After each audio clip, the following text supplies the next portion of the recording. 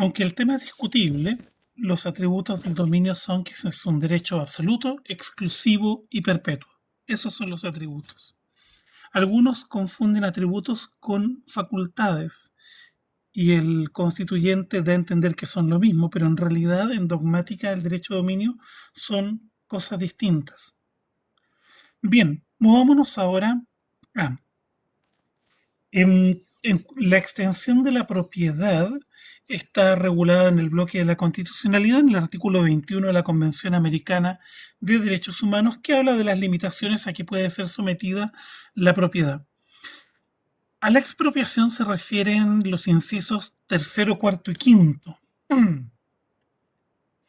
de la Constitución Política en su artículo 19, número 24. ¿Qué es la expropiación?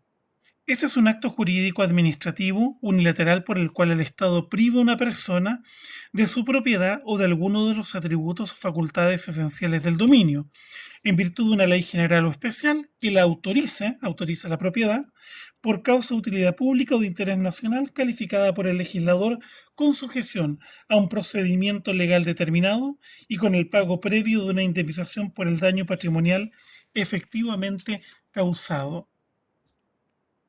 Como tal, la expropiación constituye un modo de adquirir el dominio por voluntad de la ley, la que hace el papel de título.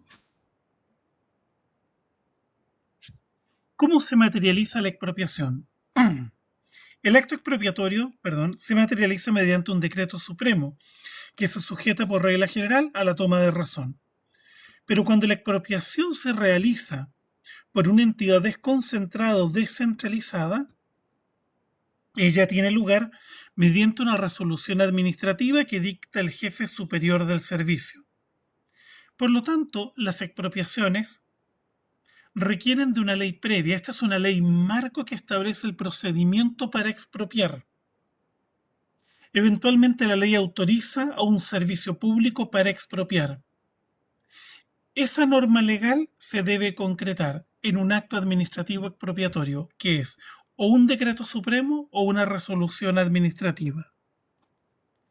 La contrapartida del acto expropiatorio es el pago de la indemnización. Si no hay indemnización, sería una confiscación o un despojo.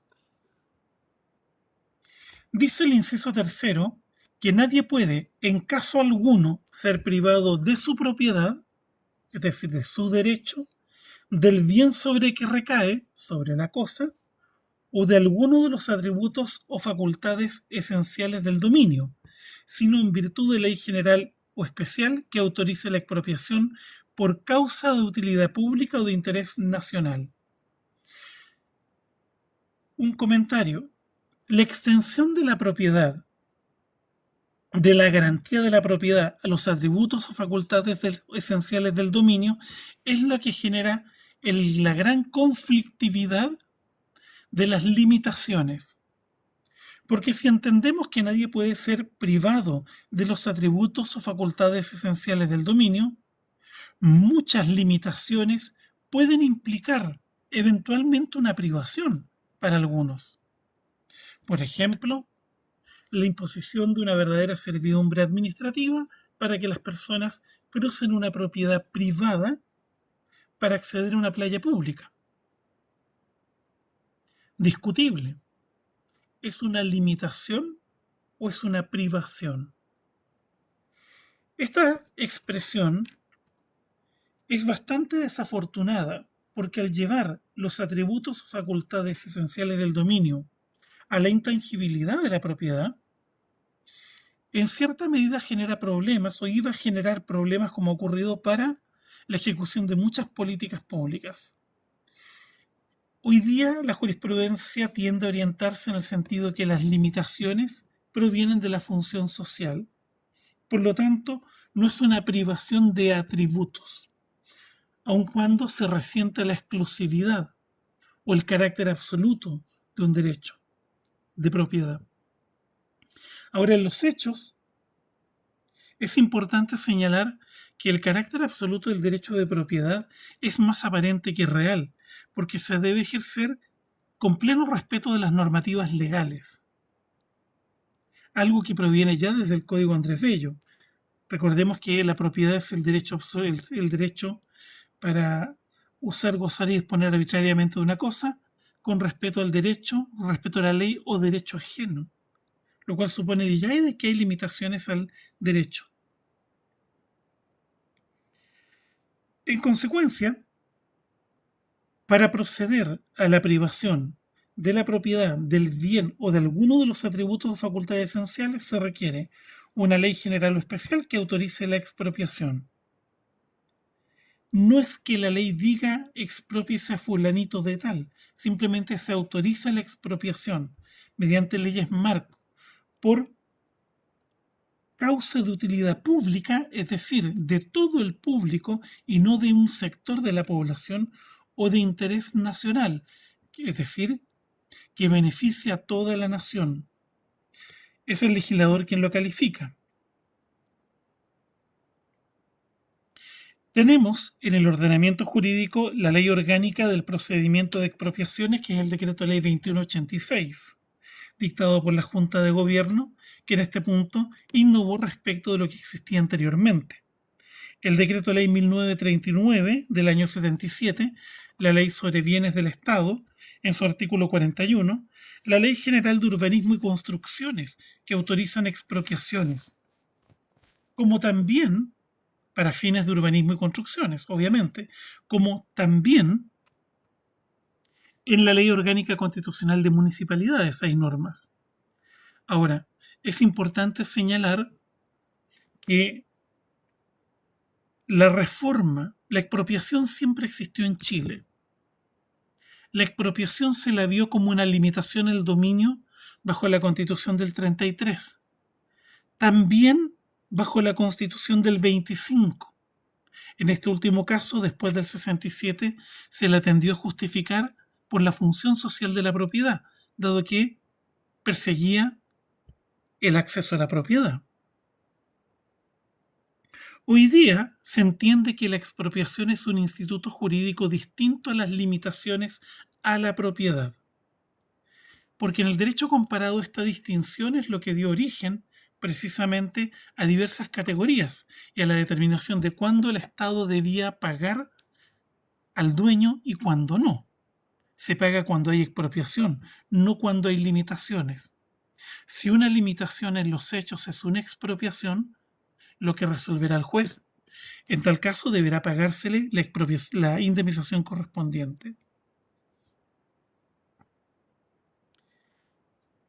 Estas expropiaciones, dadas las normas que las autorizan, persiguen distintos objetivos. Fundamentalmente, para fines de realización de obras públicas, para la remodelación urbana de las ciudades. La remodelación urbana fue una política pública que cobró gran auge luego del año 67. Porque hay que decirlo, las ciudades no estaban planificadas para un crecimiento y para acoger nuevos sectores poblacionales que migraban desde el campo y que requerían contar con una infraestructura urbana. Los planificadores urbanos adquieren importancia con la reforma del año 67,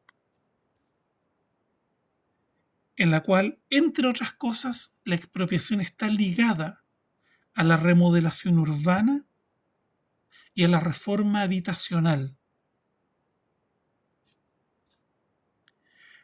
La expropiación conlleva una acción constitucional que está reconocida en la Constitución. Esta acción permite reclamar y subsanar eventualmente el daño patrimonial efectivamente causado. Dice el inciso tercero que el expropiado podrá reclamar de la legalidad del acto expropiatorio ante los tribunales ordinarios y tendrá siempre derecho a indemnización por el daño patrimonial efectivamente causado. Esto último, con el objeto que la expropiación no se limite al avalúo fiscal de algunos bienes. Aquí hay un tema delicado de tratar en Chile. La norma se estableció porque la reforma agraria del año 67, autorizada por esa reforma constitucional, estableció que se le iba a pagar el avalúo fiscal a los propietarios de bienes raíces.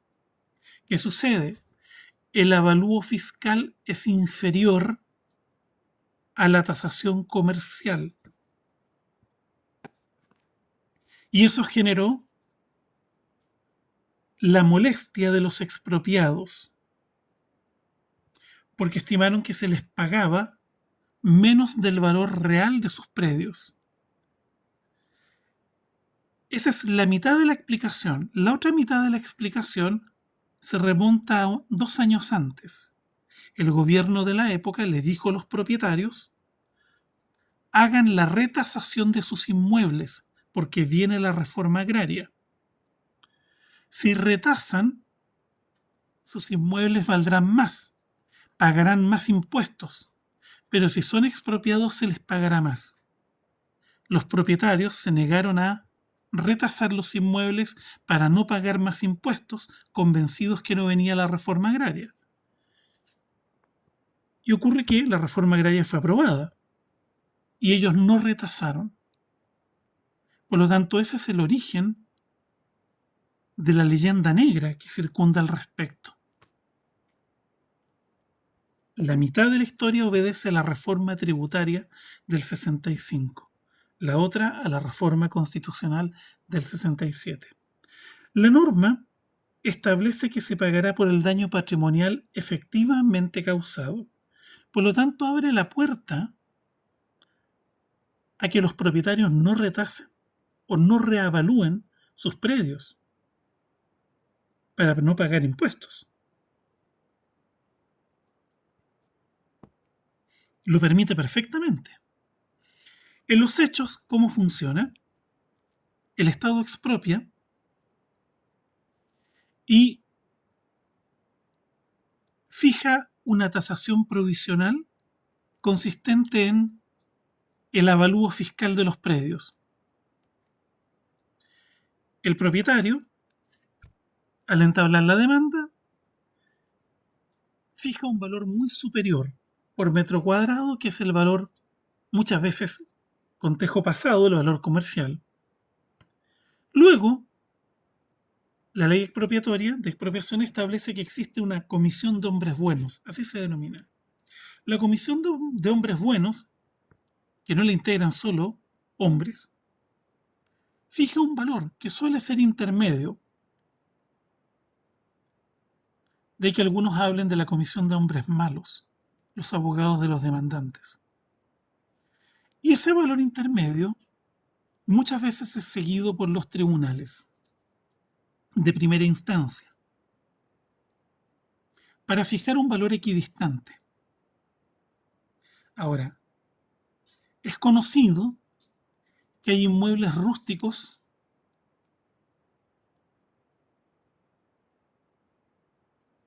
cuya expropiación es más cara en ciertas zonas del país.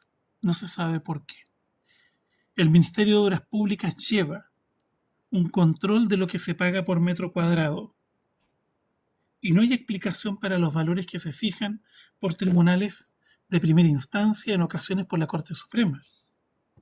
Simplemente se decide en función del caso concreto y es difícil establecer un baremo claro.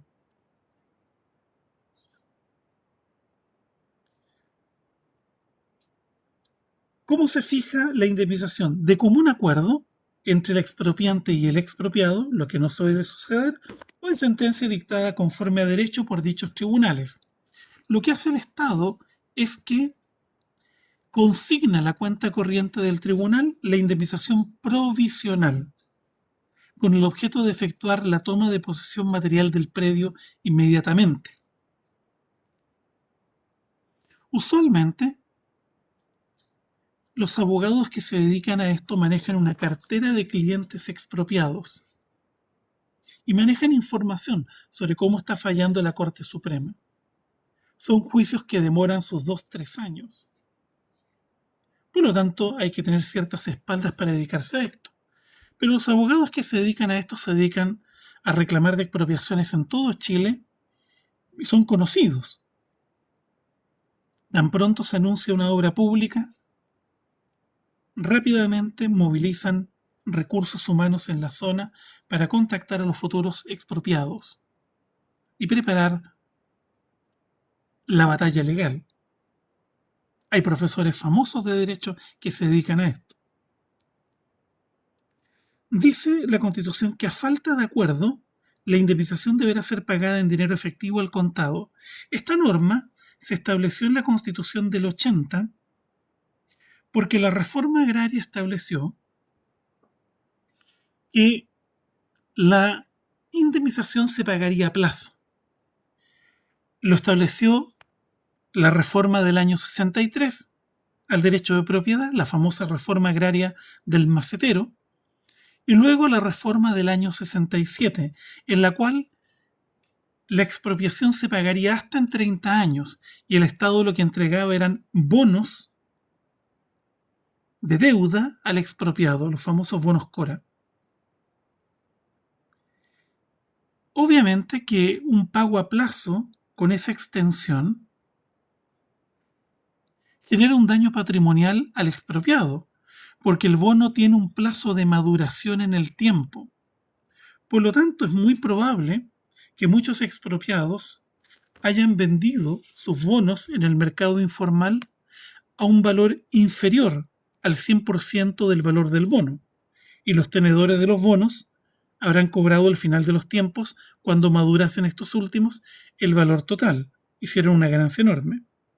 Suele ocurrir eso cuando se paga a plazo. Frente a esta situación es que la Constitución establece un resguardo para el expropiado y es que se debe pagar en dinero efectivo al contado. No es que el Estado le entregue un maletín con dinero, se consigna en la cuenta corriente. La crítica que se hizo en su momento y se sigue haciendo esta norma es que el Estado no tiene dinero para pagar muchas veces. Por lo tanto, la exigencia de pago en dinero efectivo al contado imposibilita al Estado para desarrollar un plan de expropiaciones que permita algo más ambicioso en materia de obras públicas, etc. Es una forma de desincentivo al Estado. Ahora, tan pronto se consigna, usted como abogado tiene que ir a pedir el giro del cheque, porque existen verdaderas mafias en Chile que ubican escrituras públicas, instrumentos y falsifican las firmas de los expropiados mediante poderes fraudulentos y se presentan ante los tribunales solicitando el giro del cheque. Hay verdaderas mafias en Chile en esto y han ocurrido muchos casos en que los expropiados piden el giro del cheque y ocurre que el cheque se giró a un falso mandatario. Y en esos casos, la mayoría de los casos el fisco no responde. No ha respondido. Así de simple. Tampoco el secretario del tribunal. Solo en un caso el fisco fue hecho responsable por el funcionamiento normal de la justicia, por falta de servicio. El caso Bermé con fisco. Pero en los demás casos, antes de Bermé con fisco, que es del año 2011 aproximadamente, 2013, nunca el fisco respondió. Y después de Bermé con fisco, la verdad es que tampoco ha respondido el fisco. Así que tenganlo presente si se dedican a esto. Dice la Constitución que la toma de posesión material del bien expropiado tendrá lugar previo pago del total de la indemnización.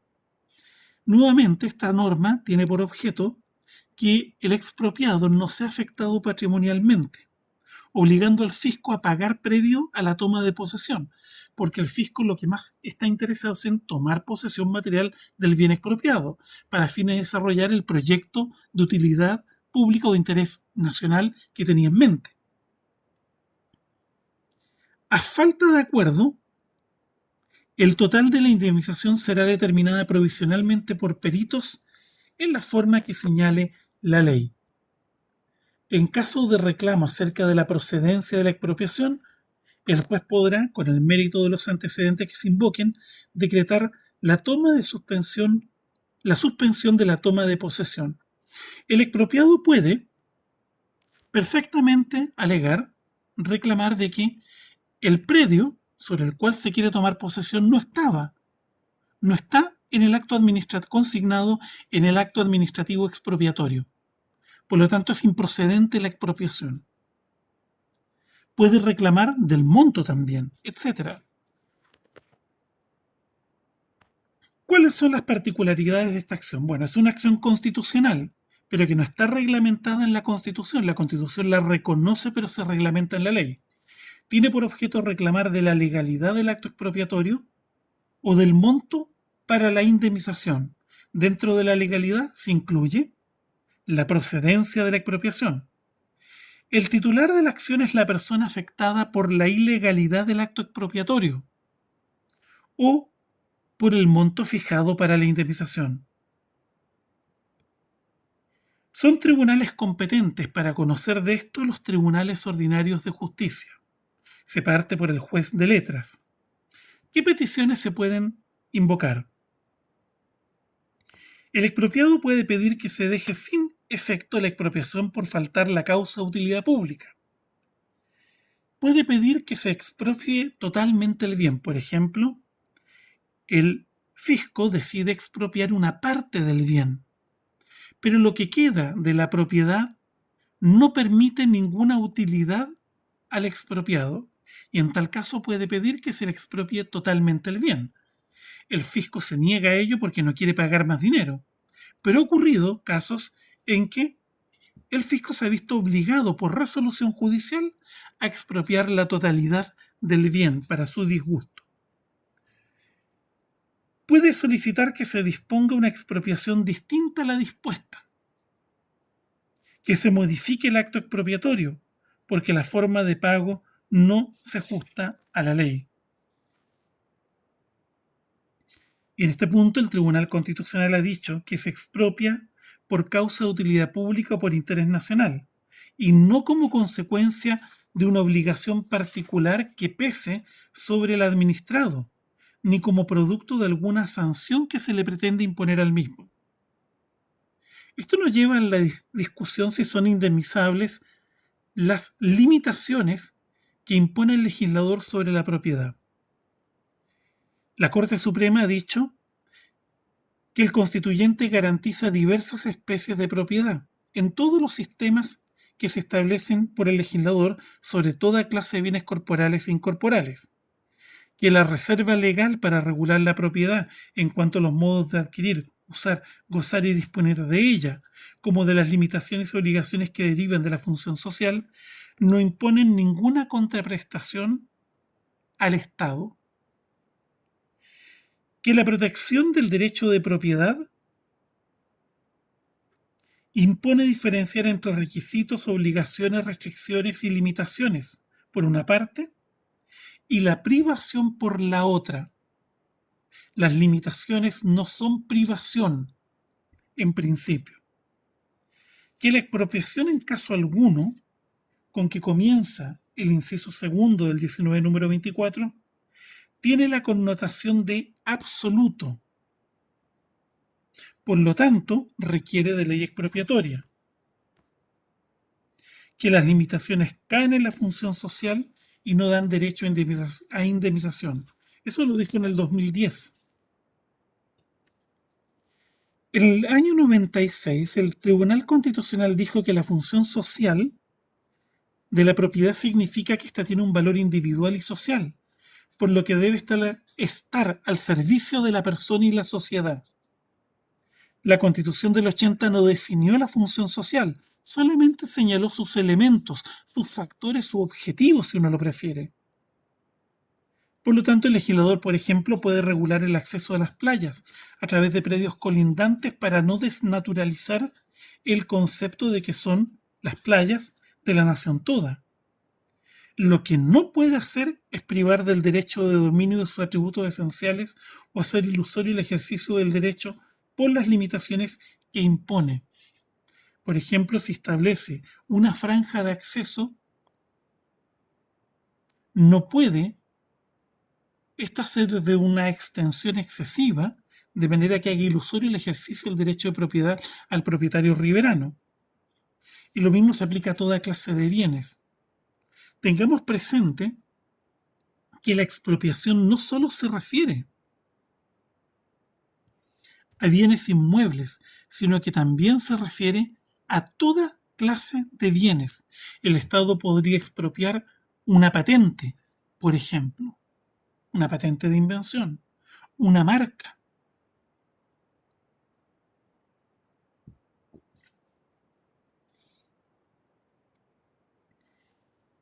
Imaginémonos que el Estado decide crear una universidad nacional y denominarla así. Bueno, esa marca ya está registrada y por lo tanto, o el Estado llega a un acuerdo con el dueño de la marca y le paga una renta por el arriendo de la marca, por el uso, o expropia la marca.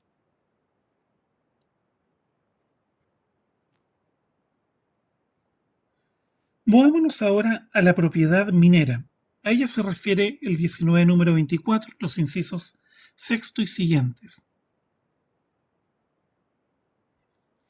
¿Qué es la concesión minera? Antes que eso, ¿qué dice la Constitución? Dice que el Estado tiene el dominio absoluto, exclusivo, inalienable e imprescriptible de todas las minas, comprendiéndose en esta las cobaderas. Las cobaderas no son minas, no son yacimientos mineros, simplemente son depósitos de sustancias que tienen un valor económico y que provienen de las fecas de las aves. Casi no quedan cobaderas en Chile. Las arenas metalíferas, el uranio, por ejemplo, que está presente en las arenas muchas veces, los salares, los depósitos de carbón e hidrocarburos y las demás sustancias fósiles, con excepción de las arcillas superficiales. Estas últimas, las arcillas superficiales, se rigen por el Código Civil, pertenecen al dueño del predio. No obstante la propiedad de las personas naturales o jurídicas sobre los terrenos en cuyas entrañas estuvieran situadas. Es decir, en una misma propiedad superficial puede haber más de un dueño. Uno es el propietario del predio superficial y otro es el Estado como propietario de las sustancias minerales concesibles e inconcesibles. Agrega la Constitución que los predios superficiales estarán sujetos a las obligaciones y limitaciones que la ley señale para facilitar la exploración, explotación y el beneficio de dichas minas.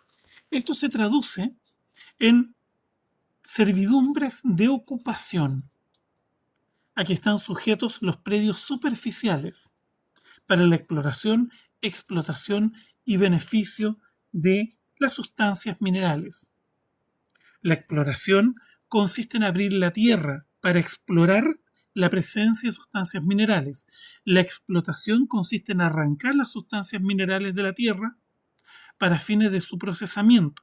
El beneficio no es otra cosa que el procesamiento de los minerales. El molido, chancado, concentración, lixiviación, refinación, fundición.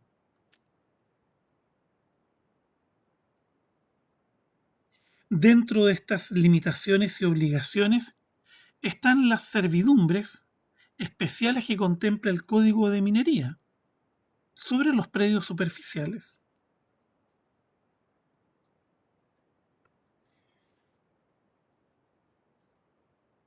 Indica la Constitución que corresponde a la ley determinar qué sustancias de aquellas a que se refiere el inciso precedente, es decir, sustancias mineras, exceptuados los hidrocarburos líquidos o gaseosos, pueden ser objetos de concesiones de exploración o explotación. Aquí el constituyente, luego de afirmar que el Estado tiene una propiedad, deja en claro que el Estado puede otorgar sobre las sustancias minerales, con excepción de hidrocarburos líquidos y gaseosos, que son algunos de los inconcesibles, concesiones de exploración o explotación. Las concesiones, por lo tanto, mineras pueden ser de dos tipos, o de exploración o de explotación. El beneficio no origina una concesión minera, es una actividad anexa simplemente.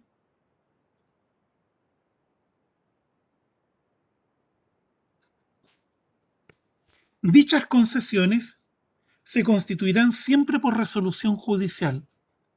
En la reforma del año 72 se estableció que se iba a modificar el Código de Minería del año 32, con el objeto de establecer concesiones mineras administrativas, dada la nacionalización de la gran minería del cobre. La mayoría de las concesiones decían relación con el cobre. Esas concesiones administrativas nunca se constituyeron porque no hubo tiempo para modificar el Código de Minería. En la Constitución del 80, el constituyente prefiere que las concesiones se constituyan por resolución judicial y no por la administración del Estado, por el temor a la discrecionalidad, el temor a que el Estado, a diferencia de las aguas, prefiere algunos concesionarios antes que otros. Un gobierno puede perfectamente, en términos encubiertos, preferir otorgar concesiones a empresas que han contribuido a sus campañas. Esto no es algo descabellado, podría ocurrir. Por lo tanto, el legislador le entrega este problema al tribunal. Los tribunales de justicia, los jueces de letras, en lo civil, deciden sobre la constitución de concesiones mineras. Estas concesiones tendrán la duración, conferirán los derechos e impondrán las obligaciones que la ley expresa, la que tendrá el carácter de ley orgánica constitucional. Esta es la ley 18.097. ¿Qué duración tienen las concesiones? Las concesiones de exploración duran 2 años y se pueden prorrogar por igual periodo, pero hay que renunciar al 50% de la extensión territorial comprendida en la concesión. Las de explotación tienen duración indefinida. El constituyente prefiere revestir de la garantía de propiedad a los concesionarios mineros para darle estabilidad, haciendo un diagnóstico básicamente. Nadie va a invertir en minería si es que no tiene sus derechos protegidos. Con derechos precarios nadie invierte. También el constituyente tenía un cierto diagnóstico. El avance tecnológico va a dejar a la minería rápidamente, respecto de algunas sustancias, rápidamente en desuso. El espectro de que no nos ocurriera lo mismo que con el salitre, estamos repletos de salitre en el norte, pero no lo podemos mayormente explotar. El recuerdo del salitre llevó a esta situación. ¿Cuál es el beneficio para el Estado? El Estado no es el principal propietario minero en Chile, propietario minero patrimonial, lo es solamente en términos no patrimoniales. El beneficio para el Estado provendrá del pago del impuesto a la renta por las empresas mineras y el pago de las patentes. Eso es simplemente el cálculo que hizo el Estado. Las limitaciones y las obligaciones que impongan dichas concesiones deben estar en la ley. Dice la Constitución, la concesión minera obliga al dueño de la concesión, a desarrollar la actividad necesaria para satisfacer el interés público que justifica su otorgamiento. Esta norma establece un principio. El tema entonces es cómo crear el incentivo para que el dueño de la concesión la ponga en obra y justifique así el interés público detrás de su otorgamiento. Se le otorga la concesión para que la explore o la explote, explote sustancia mineral. ¿Cómo se logra esto? Hay dos vías básicamente en el derecho minero comparado. Uno, que uno conserva la concesión mientras la trabaja. Esto genera un problema para el Estado. Primer problema de fiscalización. ¿Por qué? Porque invita al fraude. En época de minerales, de bajo precio de los minerales, podría hacerse una explotación más simple. En época de baja de precio de minerales, ¿qué es lo que quiere el Estado? Que le paguen impuestos los concesionarios. Pero a los concesionarios les sale antieconómico explotar el mineral. Por lo tanto, podrían disfrazar explotaciones mediante instalaciones fraudulentas. En Chile ocurre ocurre bastante en otro ámbito, en el ámbito de las aguas.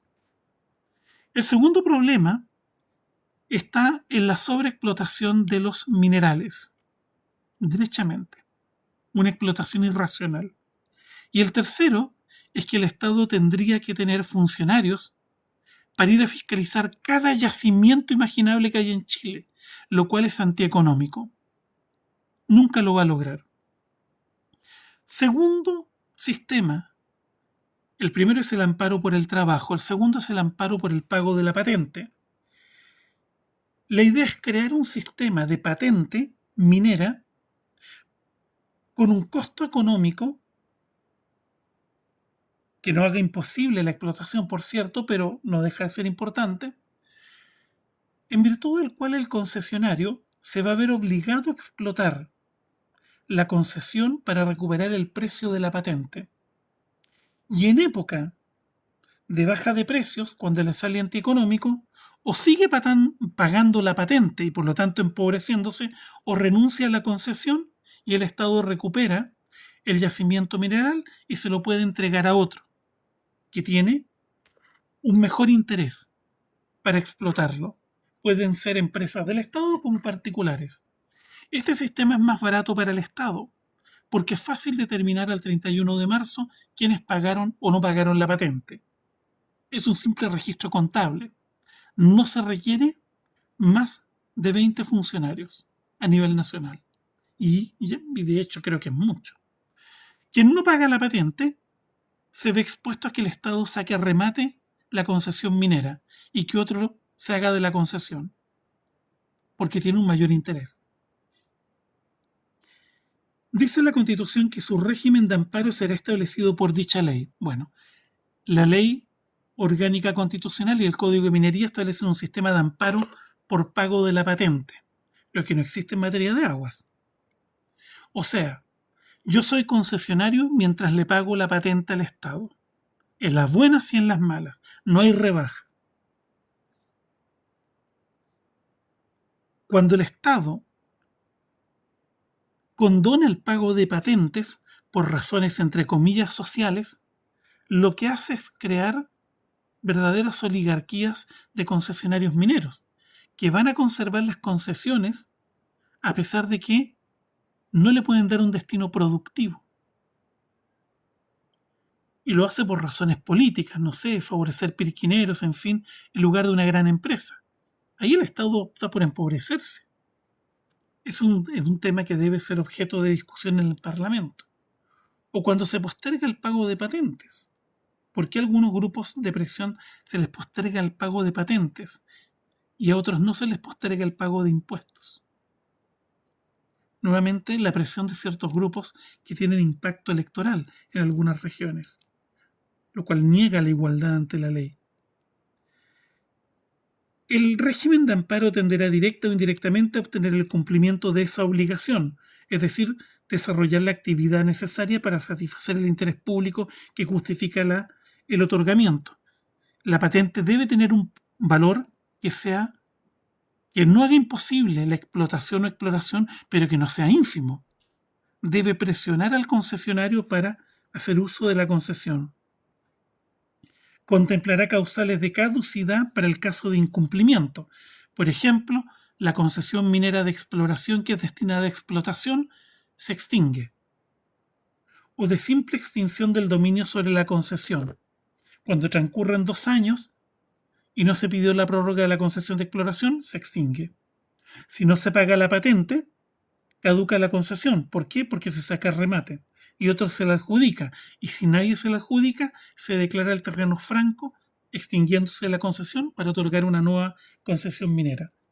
En todo caso, dichas causales y sus efectos deben estar establecidos al momento de otorgarse la concesión. No pueden establecerse ex post. Será competencia exclusiva de los tribunales ordinarios de justicia declarar la extensión de tales concesiones. Las controversias que se produzcan respecto de la caducidad o extinción del dominio sobre la concesión serán resueltas por ellos, y en caso de caducidad, el afectado podrá requerir de la justicia la declaración de subsistencia de su derecho, si se ve afectado. En otras palabras, Así como los tribunales ordinarios de justicia constituyen las concesiones mineras, ellos conocen de todos los litigios sobre ejercicio y extinción de las concesiones mineras. No quedan en manos de la administración. La administración solamente presta un servicio complementario, que es el servicio geológico, constata que lo que se dice ante los tribunales corresponde a la extensión territorial que existe efectivamente en los hechos y fiscaliza la seguridad minera. Agrega la Constitución que el dominio del titular sobre su concesión minera está protegido por la garantía constitucional de que trata este número. Por lo tanto, el constituyente, dado que la concesión minera está protegido por la garantía constitucional, quiere significar que hay propiedad sobre la concesión minera, que es un derecho real.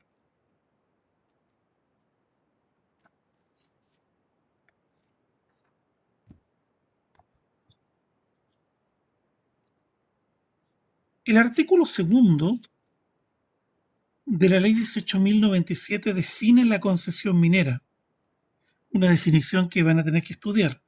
Derechos reales inmuebles distintos e independientes del dominio del predio superficial, aunque tengan un mismo dueño, oponibles al Estado y a cualquier persona, transferibles y transmisibles. Uno puede vender la concesión como puede quedar en la masa hereditaria.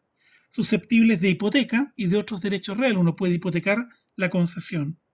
Y en general de todo acto o contrato que se rigen por las mismas leyes civiles de los demás inmuebles, salvo en lo que contrarían disposiciones de esta ley o del Código de Minería.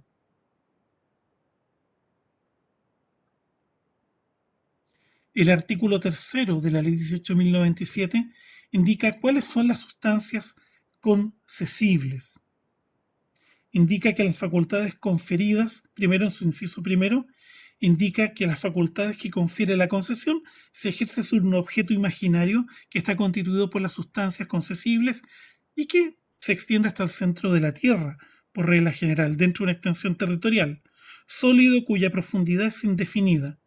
Son concesibles todas las sustancias minerales metálicas y no metálicas, y en general toda sustancia fósil, en cualquier forma en que naturalmente se presenten, incluyéndose las existentes en el subsuelo de las aguas marítimas sometidas a la jurisdicción nacional, que tengan acceso por túneles desde tierra. Por ejemplo, el carbón mineral, se accede por túneles desde tierra bajo la bahía de Concepción.